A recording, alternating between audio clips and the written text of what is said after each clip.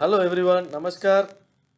I thank Pushpa Gujaral Science City and the Punjab Pollution Control Board for organizing this webinar on the occasion of World Environment Day. I'm sure that this webinar will be of much use to all the people who are attending this webinar. We will now move to my presentation. Today, as part of the World Environment Day celebrations, I would be speaking to you on the regulatory framework for biodiversity conservation in India. The topic assumes significance since the theme for this year's World Environment Day is Conserve Biodiversity. The United Nations has declared 2020 as the super year for biodiversity. There has been an extraordinary global recognition on the importance of biodiversity and the need to protect it. Later this year, when the United Nations General Assembly would be meeting in September, heads of governments would be deliberating on biodiversity conservation issues for 2 days. Today, there are about 196 countries who are parties to the Convention on Biological Diversity.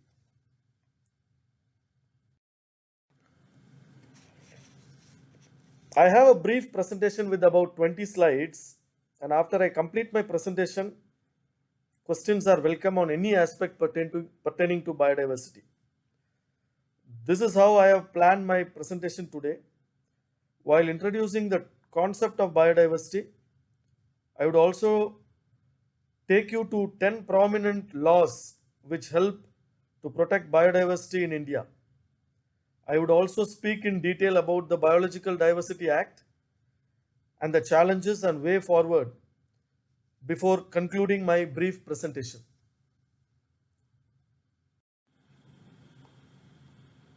So we come to the basic question, what is biodiversity and what is its importance? Biodiversity is nothing but the variety and variability of all life forms on Earth. It includes the flora, the fauna, the microorganisms, as well as all the natural and human ecosystems that we live amidst, like the forests, the oceans, the grasslands, the deserts, the water bodies, and agricultural fields, and so on. Conservation actually literally means sound preservation, management, and sensible use of our natural resources. The next question is why we have to regulate or protect our biodiversity. I have broadly about 6 reasons on why we should conserve our biodiversity. The first and foremost reason is the interdependence of organisms on one another. We should know that every species plays an important role in maintaining an ecological balance among the living systems on Earth.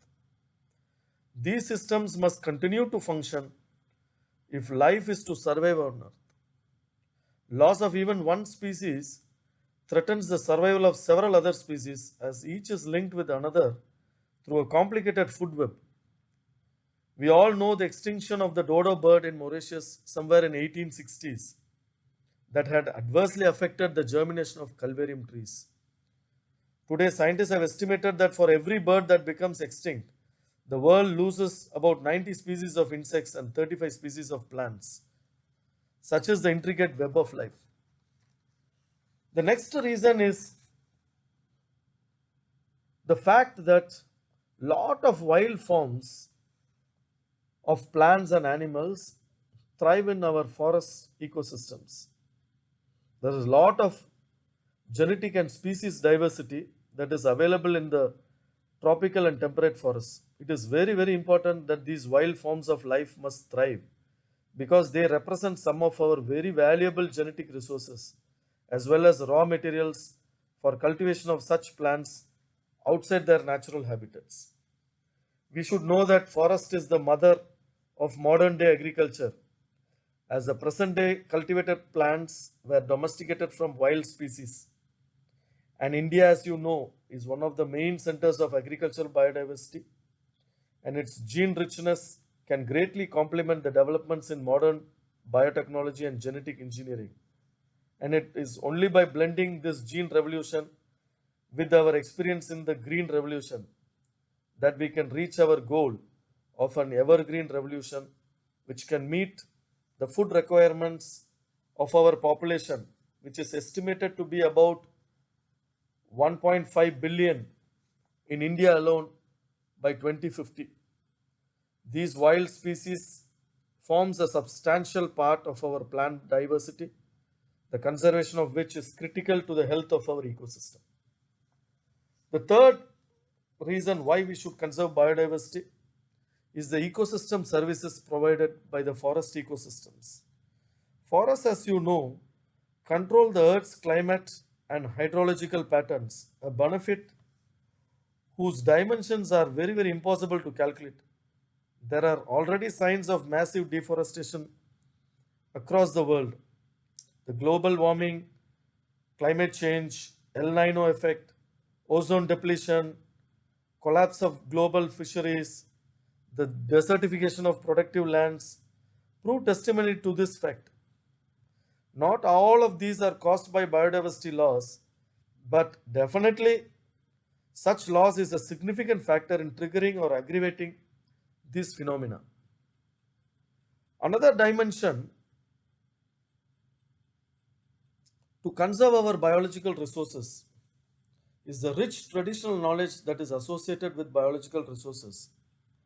See, we should know that tribal communities form part and parcel of our forest ecosystems, and they have lot of knowledge, particularly based on biological resources, which they have been preserving for many centuries. And it is very important for us to conserve this knowledge for our own posterity. Tomorrow, someone should not come and then steal this knowledge and commercially starts utilizing it without adequately compensating the people who have been preserving these knowledges. So it is in this aspect as well that biodiversity has to be conserved. And the next important argument for conserving biodiversity is the ethical and moral issues involved in conserving our biological resources. See, natural extinction of species is nature's way to giving rise to more advanced forms of life. But the disappearance of many species in the recent past is mainly due to man's destructive activities. For example, the dodo in Mauritius or the Indian cheetah have not become extinct as part of evolutionary process, but they were all hunted down to disappearance. And we are responsible to the future generation to leave an unspoiled world with beauty and richness of nature and wildlife. And finally, biodiversity is a source of livelihood for the farmers, the fishermen, the forest dwellers, the Vaids, the Hakims, and at the same time, they are also indispensable for our own life and the life of other organisms to thrive on Mother Earth. These are some of the broad reasons on why we should conserve biodiversity and what is the importance of biological resources. Coming to the legal framework for biodiversity conservation in India, today there are about 31 laws that govern biological diversity in India. As you know, that our constitution makers had included some provisions in our constitution itself to ensure that our environment and biodiversity is protected.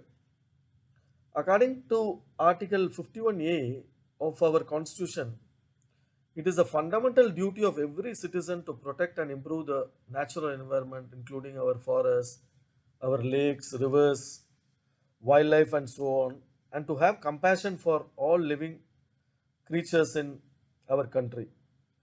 Similarly, the Constitution also mandates that the state shall enact laws to protect and improve the environment and to safeguard the forests and wildlife of our country. Based on this obligation, the Government of India as well as the state governments have enacted different laws to protect the biodiversity of our country.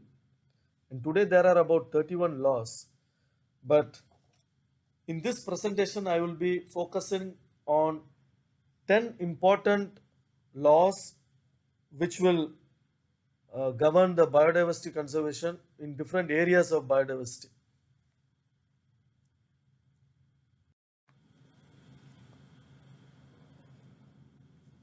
The first law which we will be discussing is the Indian Forest Act.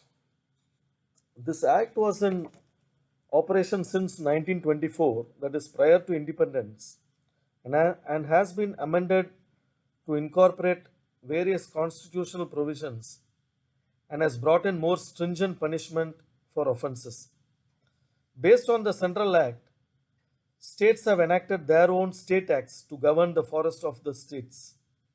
This act primarily aims to protect our forest resources from encroachments, poaching, smuggling of timber, and other forest produce. There are provisions in the Act to regulate the transit of forest produce. Forest officers have been given lot of quasi-judicial powers to search and seize vehicles and premises involved in forest offences. Today, forest offences invite a penalty of up to 2 years imprisonment along with fine. Some states have gone ahead and provided for a 3-year imprisonment along with fine.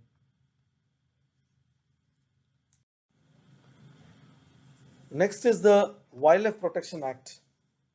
This act was enacted in 1972 to provide a comprehensive protection to the wildlife wealth of our country.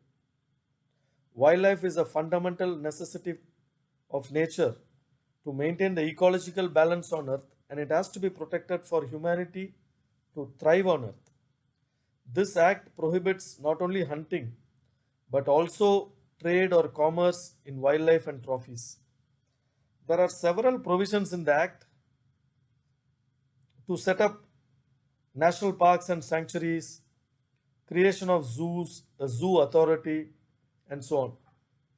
The Forest Department, the Wildlife Crime Control Bureau, and the National Tiger Conservation Authority are the agencies which actually enforce the provisions of this act to protect our wildlife.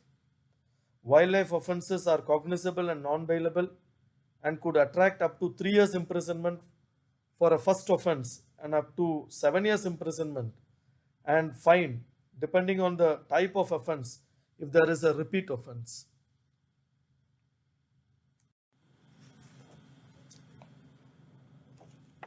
Then there is the Forest Conservation Act 1980.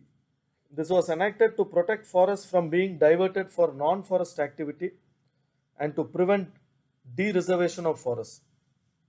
According to this act, prior permission is required from the Government of India for diverting forest areas for any non-forest activity or for altering the status of a reserved status of forest areas. The interpretation of this act in the Godavarman Thirumalpad case in the Honorable Supreme Court led to the pronouncement of several landmark judgments which has helped in the cause of conservation of forest and wildlife resources in India. Since forests have legal boundaries and are protected by the forest departments, violations are generally committed by officials and it would attract a 15-day imprisonment besides a disciplinary action against the delinquent officials.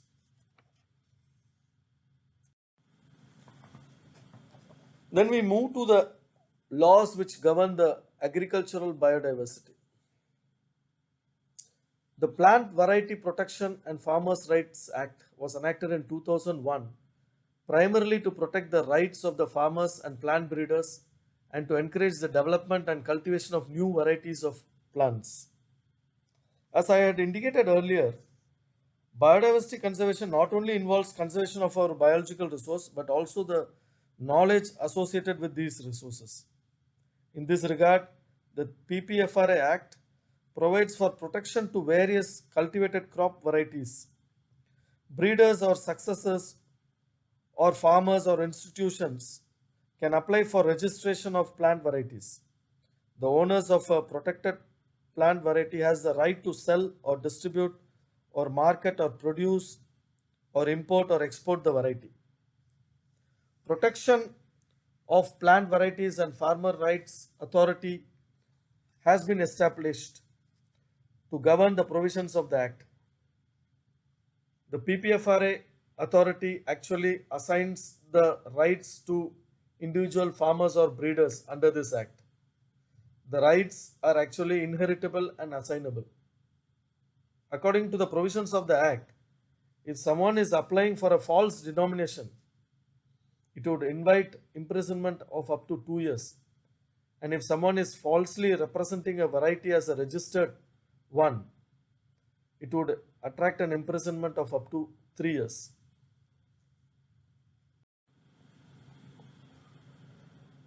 The next act is the Destructive Insects and Pests Act 1914. It was actually introduced in India to prevent introduction of exotic insects, fungus or other pests which can destroy the crops in India. Today there is a plant quarantine order 2003 which facilitates the quarantine procedures. Permission is required for import of any plants, plant products or germplasms, genetically modified organisms, insects, microorganisms to India. The Directorate of Plant Protection, Quarantine and Storage governs the provisions of this act. Fine is imposed on offenders who violate the provisions of this act. Then there is a Seeds Act 1966.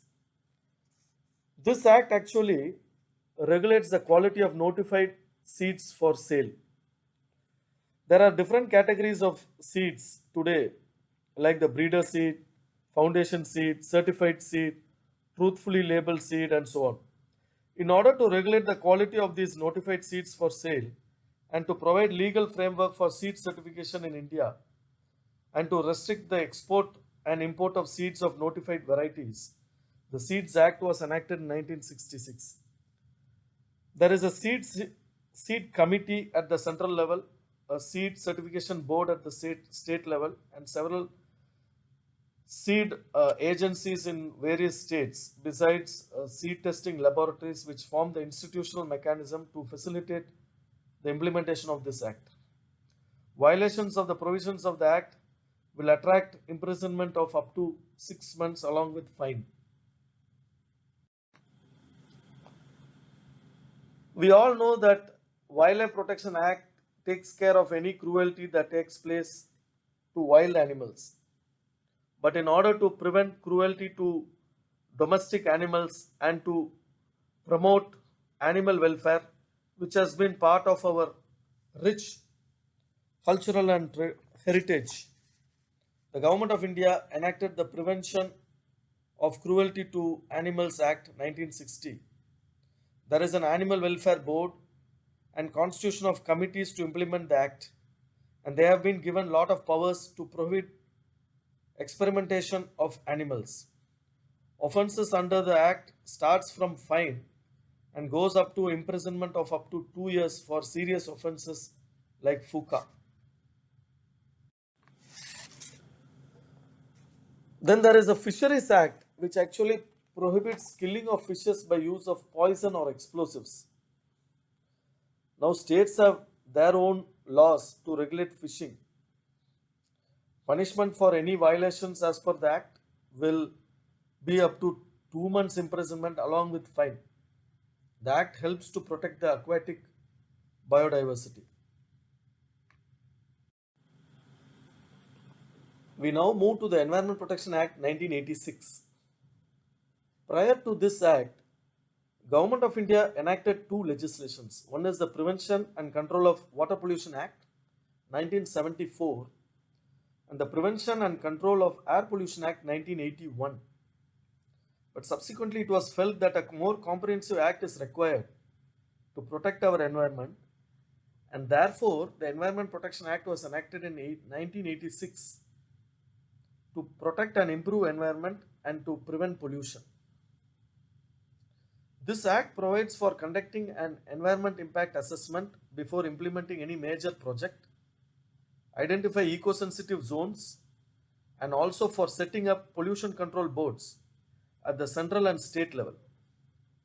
Today, industries have to adhere to pollution control norms. The setting up of the National Environment Appellant Authority, which is also now the National Green Tribunal, is an outcome of this act. Violations of provisions of the Act would invite imprisonment of up to 5 years along with fine, and for repeat offences, imprisonment would be up to 7 years. We now move to the Biological Diversity Act 2002. This was enacted by Government of India as part of India's commitment to the Convention on Biological Diversity, which is otherwise popularly referred to as the CBD. There are about 196 parties including India to the CBD as on date.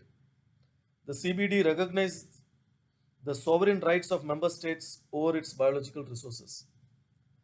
The BD Act actually regulates the access to genetic resources, the conservation of biological resources, sustainable use of its components, and fair and equitable sharing of benefits are the primary objectives of the Act. It provides for protection of biodiversity outside the protected areas like national parks and sanctuaries. This Act provides for setting up of a three-tier institutional mechanism to govern the provisions of the Act. At the national level, there is a National Biodiversity Authority, and I am the secretary of this authority. At the state level, there are state biodiversity boards, and for union territories, there are union territory councils. And at the local body level, that is the Gram Panchayat, Block Panchayat, District Panchayat, corporations and municipalities, there are biodiversity management committees referred to as the BMCs. Each BMC is expected to prepare a People's Biodiversity Register to capture all the biological resources in the jurisdiction of a local body, which can be used for local level management of these resources. The Act also provides for establishing biodiversity heritage sites and for notifying threatened species to prevent its extinction. The Act also provides for notifying species traded as commodities from outside the purview of the Act. This Act actually enables an access and benefit sharing mechanism to facilitate access to biological resources and to compensate the extraction of these resources by sharing a part of the profit to the people who actually conserve them. Any violation of the provisions of this Act would invite an imprisonment of up to 3 years and fine of up to 10 years.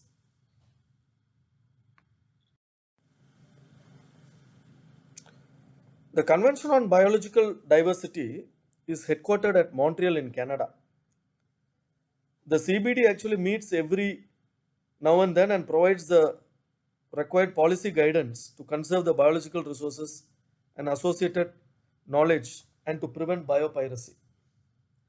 The Nagoya Protocol of the CBD in 2014 recognized the sovereign rights of the member states over their biological resources, and the Cartagena Protocol provides for biosafety to ensure that the health of humanity is protected.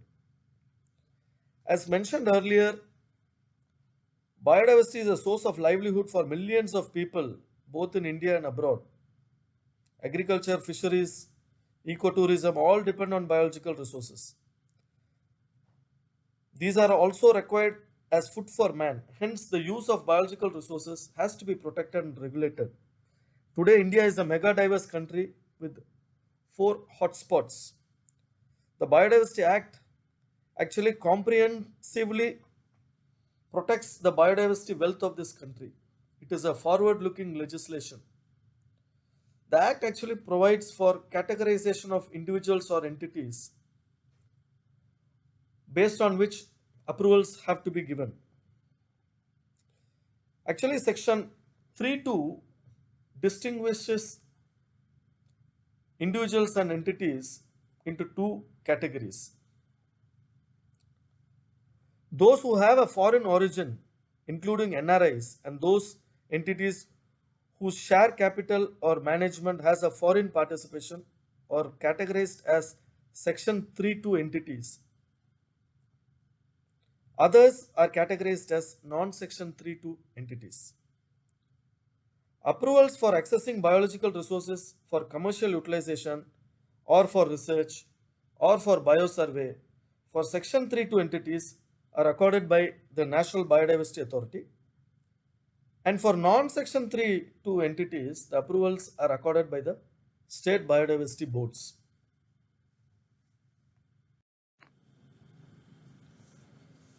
The major industrial consumers of biodiversity are the pharmaceuticals and the Ayush sector. Ayush, as you know, is a combination of Ayurveda, Yoga, Unani, Siddha, and homeopathy.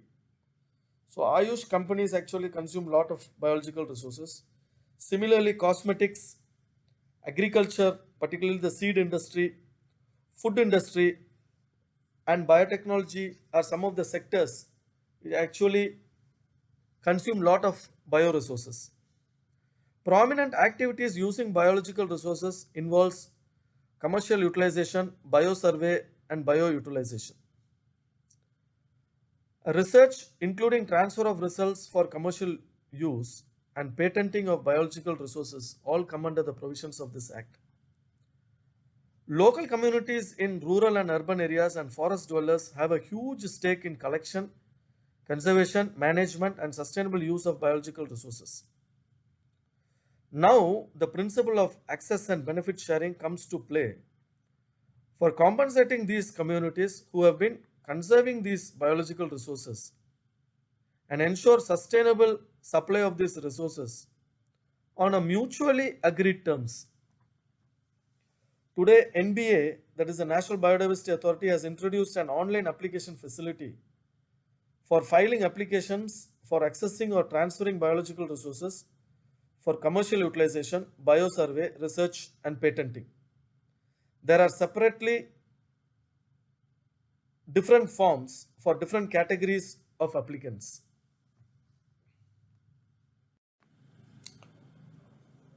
Now, coming to how the benefit sharing between the accessors or those who are utilizing the biological resources and those who are conserving them happens.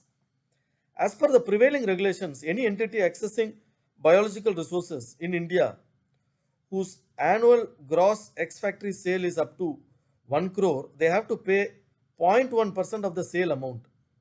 And if the sale is between 1 crore to 3 crore, such entities have to pay 0.2% of the sale amount. And if the sale is above 3 crore, entities have to pay 0.5% of the sale amount. The ABS amount is not a tax, it is actually an incentive to the people who conserve the biological resources, and the amount will be plowed back to these communities for protecting these resources.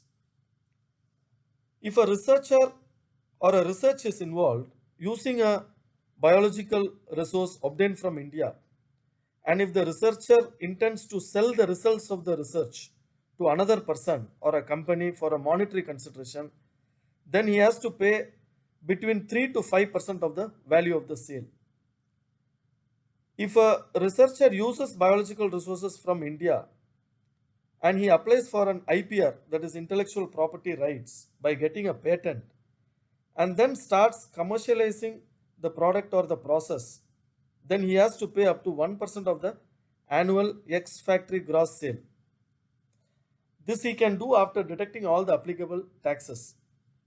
And if the patentee licenses the product or process to a third party for commercialization, then he has to pay ABS between 3 to 5% of the fees received.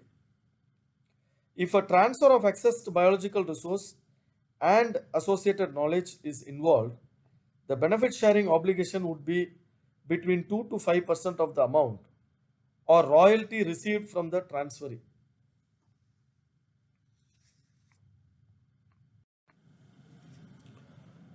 Now, many people out of ignorance feel that the BD Act is a big burden for the common man. It is not so. There are several exemptions given under the Act. Accordingly, the Act exempts local people and communities for free access to use biological resources within India. The Act also exempts the farmers, the growers, cultivators, the whites, the hakims who actually practice traditional medicinal systems to use bioresources without any approvals. The Act also exempts biological resources which are normally traded as commodities as notified by the central government under Section 40 of the Act. Similarly, in order to encourage research, the Act exempts collaborative research by individuals or institutions if they are in conformity with existing guidelines and approved by the central or state governments. Finally, the research by resident Indians using biological resources obtained from India is exempted from the purview of the BD Act.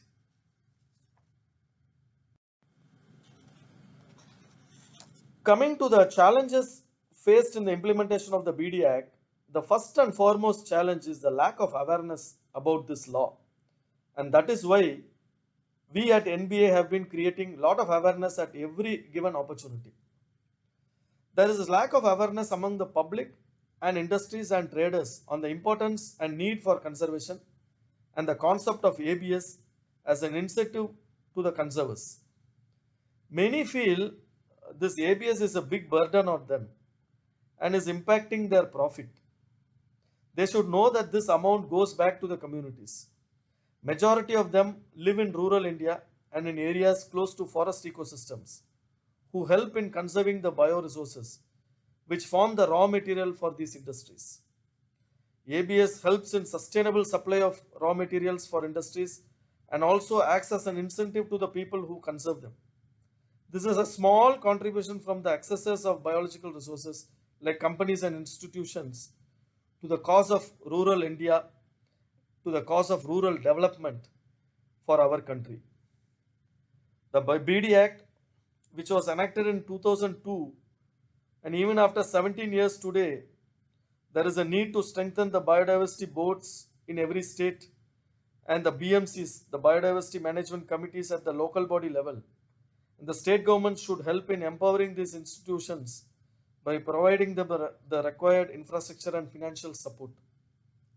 At the NBA or SBB level, another major challenge is the monitoring of stakeholders who are commercially exploiting biological resources in India without any approvals.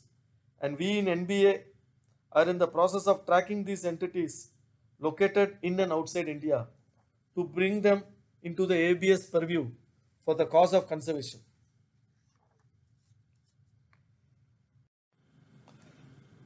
Let me conclude by saying that the key to the future of life as a whole is biodiversity conservation. As human beings, proud of our ability to think and feel, we should be concerned about the impact that our actions in assuming that the planet is meant to serve only our needs is inflicting on the rest of the living world. Biodiversity is today our most valued resource but least appreciated resource. It is our duty to conserve them for the future. It would be an act of injustice and ingratitude to destroy the very natural conditions that gave rise to us. Let us join together to conserve this fascinating gift of nature. Unless we act now, it would be very late to save this planet and save ourselves. Thank you. Jai Hind.